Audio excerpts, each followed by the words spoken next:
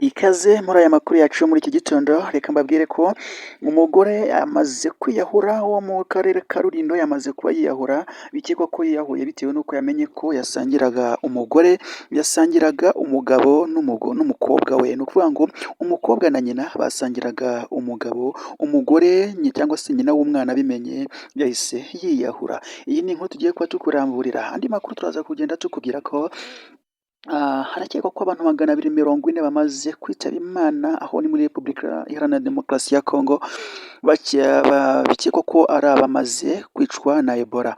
Ikindi buze kukubwira nanone muri aya makuru, ngiye kugusobanurira ko ibendera ry'igihugu ryamaze kuba riboneka mu ishyamba nyuma y'uko riburiwe irengero rikaboneka mu ishyamba. Aho ngaho nabyo ngiye kuba nkusobanurira aha ryaburiye mu karere ka Rutsiro. Aya makuru rero nandi reka tuze tuyave muzingo. Ngenda cyari Madison, kora subscribe na like.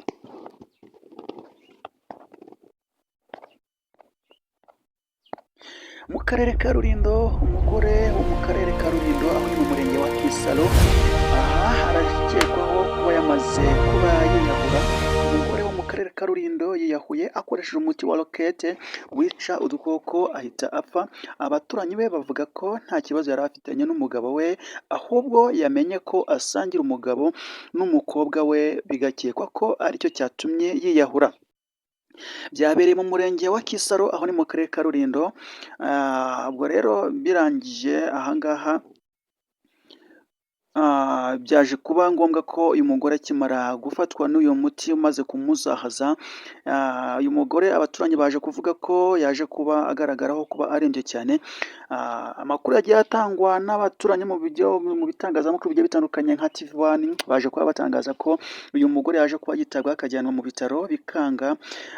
Yajyanywe ku kigo nderabuzima, bimaze kwanga rero ahita yoherezwa i Kigali. Ntabwo yahise apfa rero, yahise yoherezwa i Kigali, nyamara ntabwo byaje kuba bimuhira. Yageze mu nzira ubwo ahita yitaba Imana. Umwe mu baturanyi be yagize ati hari amakimbirane yari afitanye n'umukobwa we, ashobora kuba aricyo cyatumye yiyahura, ubundi ibyo bibaho. Undi yaje kuvuga ati hari umugabo wundi wo mu gace baturanye, bari bafitanye umubano wihariye. Bivuga ko uyu mugabo rero wari uri muri aka gace bari baturanye, wari ufitanye umubano n'uyu nyakwigendera, ngo yaje kubagira gutya ahuye n'umukobwa we, nawe asanga rwose ni umukobwa mwiza. Ubwo rero birangira nawe amwisayidiyeho. Umugore aje kubimenya rero aravuga ati ntago nasangira umugabo n'umukobwa wanjye. Birangira nyakwigendera agize agahinda kenshi bituma yiyahura. Umunyamabanga nshingwabikorwa w'umurenge wa Kisaro, Telesiforo Uwamahoro, yaje kuvuga ko batamenye impamvu nyirizina yatumye uyu mugore yiyahura, kubera ko nta makimbirane yari asanzwe azwi neza yari afitanye n'umugabo we babana. Rero aya ni amakuru turi kugenda tukugezaho aturuka hirya no hino mu gace ka Kisaro ndetse no hano mu karere k'ibiyaga bigari, tugenda tukugezaho amakuru agezweho. Andi makuru tujya kuba tugusobanurira, ibendera ry'igihugu ryari ryaburiwe irengero, ryaje kuboneka rirambuye mu ishyamba. Ahangaha ni muri Rutsiro. Aya makuru se yifashe ate? Iri bendera ryaje kuba ribura, byaje kuba bigenda gute? Ese ubundi ryabuze rite?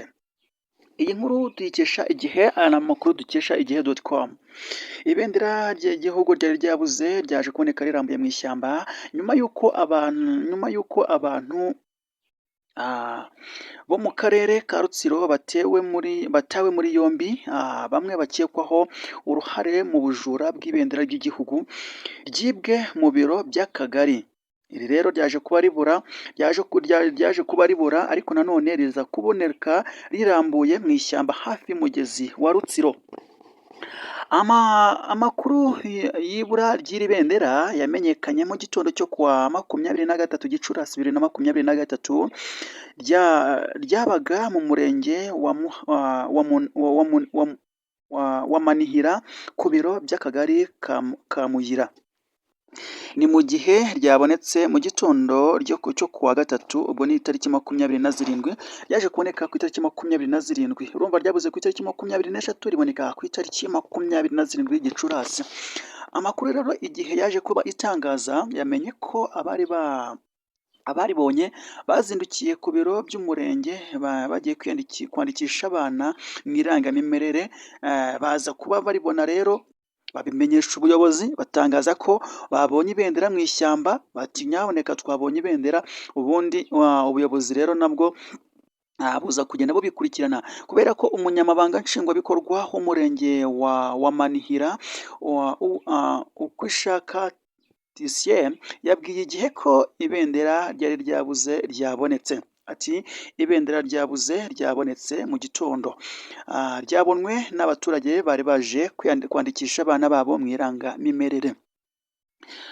Aha twahageze rero dusanga barisize ahantu hagaragara rirambuye neza rwose mu ishyamba hafi y'umugezi, kugira ngo borohereze abari kurishaka. Urumva rero iri bendera rimaze guteza ibibazo bikomeye cyane, baje kuba barirambura ntibaramenyekana, ngo iperereza riracyakoze, ntiharamenyekana uwarirambuye cyangwa se uwarikuye ahangaha muri ibi biro akarigeza muri ririya shyamba hafi y'umugezi wa Rutsiro. Abaturage rero ngo bashimiwe ko bagaragaje ubudahangarwa n'ubudashyikirwa mu buryo bwo kugira ngo ibendera ry'igihugu ryongere riboneke. Igihe yamenye aya makuru, abaturage 9 batawe muri yombi bagifungiwe kuri sitasiyo ya polisi i Rusebeya, ndetse iperereza riracyakomeje kugira ngo bamenye ngo iri bendera ryaje kuba ritangwa cyangwa se rigenda rite. Ahangaha rero ndakomeza nkubwire ko hari inkuru zigiye zisekeje nyinshi zigiye zitandukanye. Hari ikimasa ikimasa ngo gisa na Trump neza, ngo cyaje kuba gicika, abasilamu bari bagiye kuba bagikubita inkota rwose kuri Idi Laduha, ngo bahise rwose cyahise kibacika. Ni kuri wa munsi, ngira ngo ni umunsi w'ejo, ngo iki kimasa cyaje kuba kibacika. Iki kimasa nacyo kirasekeje reka mbashyireho ifoto nacyo mukirebe ukuntu kimeze. Iki ngo ni ikimasa cyari kigiye kuba kibagwa, ariko noneho ngo kirabacitse. Kimaze kubacika rero, urumva byahise biba ngombwa ko buriya ngo igitambo iyo gicitse sinzi uko bigenda.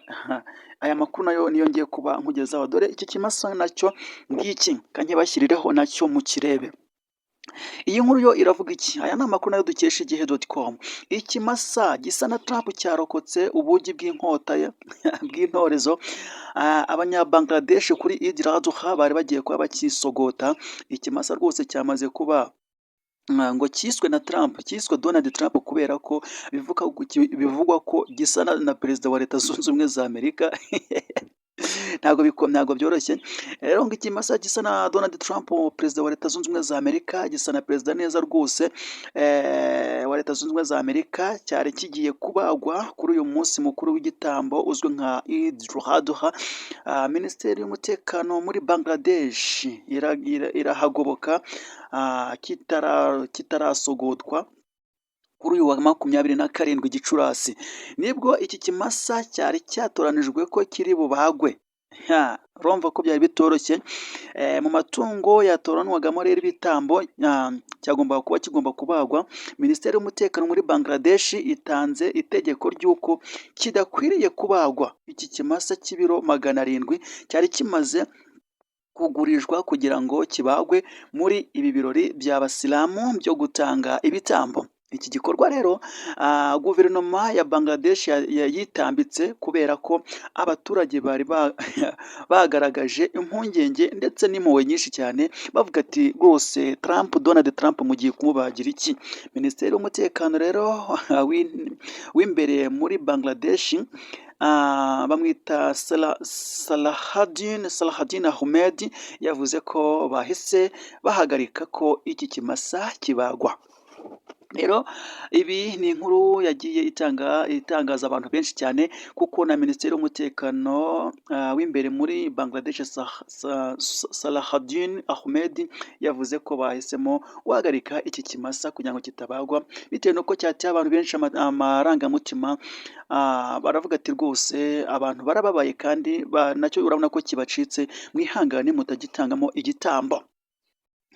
Ibi bintu nabyo byaje kuba biteza urujijo rukomeye cyane, yavuze ko iki kimasa bahise bacyohereza mu nzu yororerwamo inyamaswa iherereye i Dhaka mu murwa mukuru wa Bangladesh, Dhaka mu murwa mukuru wa Bangladesh. Iki kimasa mu buryo abantu bagenda bavuga ko iki kimasa gisa na Trump nubwo ni ubwoya bumeze nk'umusatsi gifite mu mutwe, gifite ubwoya bumeze nk'umusatsi mu mutwe, gifite imiterere ijya gusa rwose neza n'uburyo Trump yiyoroshyamo, nacyo kiyorohejemo giteye impuhwe.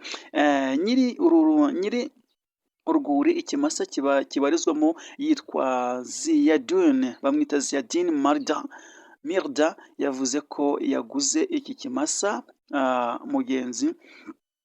yaguze iki kimasa mu mezi 10 ashize mu isoko ry'amatungo ryo muri Bangladesh. Rero hakurya muri Repubulika ya Demokarasi ya Kongo abantu bakomeje kugenda bafatwa n'icyorezo, aho bamaze kugenda batangaza ko abantu bagera kuri 240 nabo bamaze kwicwa n'icyorezo cya Ebola. Reka tuze guhura mu kiganiro cya mukanya barambura andi makuru. Reka mbashimire ko twabanye, aho utarakora subscribe yikore, kandi ukore na like kugira ngo twibanire mu muryango mugari wadutera inkunga. Reka mbashimire ko twabanye, Imana ikomeze kubaha umugisha utagabanyije.